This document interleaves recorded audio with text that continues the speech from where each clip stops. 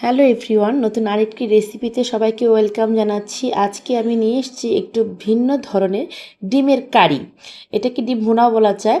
এখানে ডিমটাকে সিদ্ধ করে লবণ আর হলুদ মেখে ডিমগুলোকে প্রথমে ভেজে উঠিয়ে নিয়েছি। এবার ওই একই তেলে আমি দিয়ে দিয়েছি 2-3টার মতো তেজপাতা, 2-3টা দারচিনি আর কয়েকটা এলাচ। এটা আমি ফোড়ন হিসেবে দিয়েছি। এখন এগুলো যখন ভাজা ভাজা হয়ে আসবে, খুব সুন্দর স্মেল বের হবে, তখন বুঝবেন যে এগুলো ভাজা হয়ে গেছে। একটু লাল হতে দেবেন আর কি। 2 থেকে 3 মিনিট এগুলো ভাজলে খুব সুন্দর একটা ফ্লেভার চলে আসবে। এখানে দিয়ে দিলাম পেঁয়াজ কুচি, যেহেতু কারি করব একটু পেঁয়াজটা বেশি দিয়েছি। আমি এখানে 2 কাপের মতো পেঁয়াজ কুচি দিয়েছি।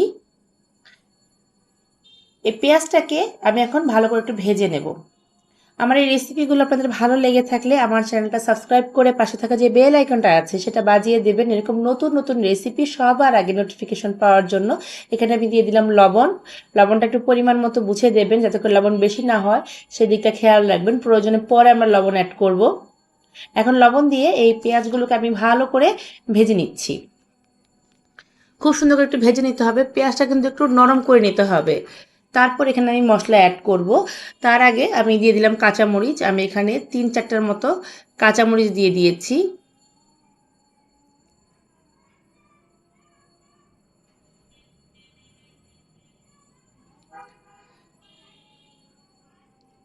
ঝালটা আসলে যে যার টেস্ট অনুযায়ী দিবেন, আমি আমার টেস্ট অনুযায়ী দিয়েছি। যদি ছোট বাচ্চা থাকে সেক্ষেত্রে মরিচটা একটু কম দেবেন। পেঁয়াজটাকে কিন্তু নরম করে ভেজে নিতে হবে। যদিও এটা আমি পোলাওয়ের সাথে সার্ভ করেছি, আপনারা চাইলে এটা সাদা ভাতের সাথেও খেতে পারেন, সেটাও খুব ভালো লাগে। আবার চাইলে আমার মতো পোলাও দিয়েও সার্ভ করতে পারেন। অনেক সময় বাসায় গেস্ট আসলেও এই ভিন্ন ধরনের ডিমের যে কারিটা সেটা তৈরি করতে পারেন পোলাওয়ের সাথে বা ফ্রাইড রাইসের সাথেও, খুব ভালো লাগে এটা। আমি কিন্তু খুব ভালো করে পেঁয়াজটাকে ভেজে নিচ্ছি, আর চুলার আঁচটাকে বাড়িয়ে রেখেই আমি এটাকে হাই হিটে এটাকে ভেজে নিচ্ছি, যাতে করে পেঁয়াজটা খুব তাড়াতাড়ি নরম হয়ে আসে। দেখুন পেঁয়াজটা কিন্তু অনেকটাই নরম হয়ে এসছে। এটা কিন্তু আর একটু ভাজবো, আর একটু সফট হবে আর কি পেঁয়াজটা।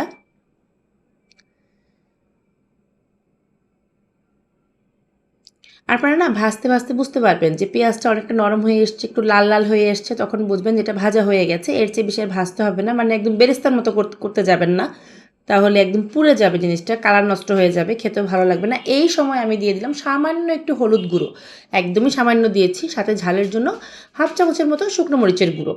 এই হলুদ আর মরিচ দিয়ে পেঁয়াজটাকে খুব ভালো করে আমি একটু ভেজে নিচ্ছি। এখানে একটু জল দিয়ে দেবো, যাতে করে মশলাটা পুড়ে না যায়।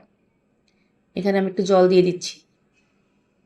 আমি কিন্তু এর চেয়ে বেশি আর গ্রেভি করবো না, এই জন্য এটাকে, এই জলটাই এনাফ। এখন এখানে আমি দিয়ে দেবো ভেজে রাখা ডিমগুলো। ডিমগুলো দিয়ে এই পেঁয়াজের সাথে খুব ভালো করে মিক্সড করে দিচ্ছি। যেহেতু এটা ডিমের কারি এবং বলেছি এটা পোলাওয়ের সাথে খাওয়ার জন্য করেছি, এটা একটু অন্যভাবে করব।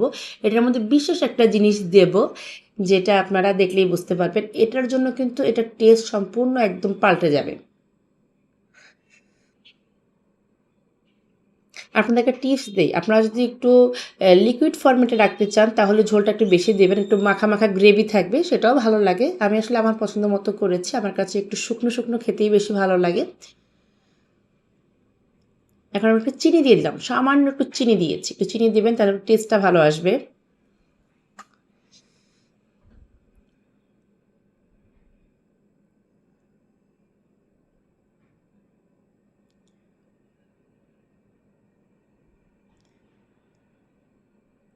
দেখুন গ্রেভিটা কিন্তু অনেকটাই শুকিয়ে এসছে। যেটা বলছিলাম যে এটা টেস্ট বাড়ানোর জন্য আমি একটা জিনিস দেব। আপনারা পছন্দ করলে দিতেও পারেন, নাও দিতে পারেন, তবে ট্রাস্ট মি, এটা দিলে পরে এটার টেস্টটা অনেকটাই পাল্টে যায়। এই জন্য আমি নামানোর আগে এটা দিয়ে থাকি। যখন দেখবেন তেল এরকম উপরে ভেসে উঠেছে তখন বুঝবেন যে এটা অনেকটা হয়ে এসছে। এই সময় আপনারা দিয়ে দেবেন, এখানে আমি দিয়ে দিলাম টমেটো সস। এটার কারণে এই ডিমের কারিটা একদম চেঞ্জ হয়ে যাবে। এখানে আমি 2 টেবিল চামচের মতো টমেটো সস দিয়ে দিয়েছি। যারা খেতে ভালোবাসেন না তারা দিবেন না, স্কিপ করে দেবেন। কিন্তু এই টমেটো সসটা দিলে পরে খুব সুন্দর, মানে একটা এত টেস্ট হয় জিনিসটা, খুবই পোলাওয়ের সাথে খুবই ভালো লাগে। হয়ে গেছে, আমি বাটিতে সার্ভ করে নিয়েছি। কালারটা দেখুন কতটা সুন্দর হয়েছে এবং খেতেও কিন্তু খুবই ইয়ামি ছিল জিনিসটা। আপনারা অবশ্যই এভাবে ডিমের কারিটা তৈরি করবেন, বাসার সবাই পছন্দ করবে। আবার ফিরবো একটা রেসিপি নিয়ে, সবাই ভালো থাকবেন।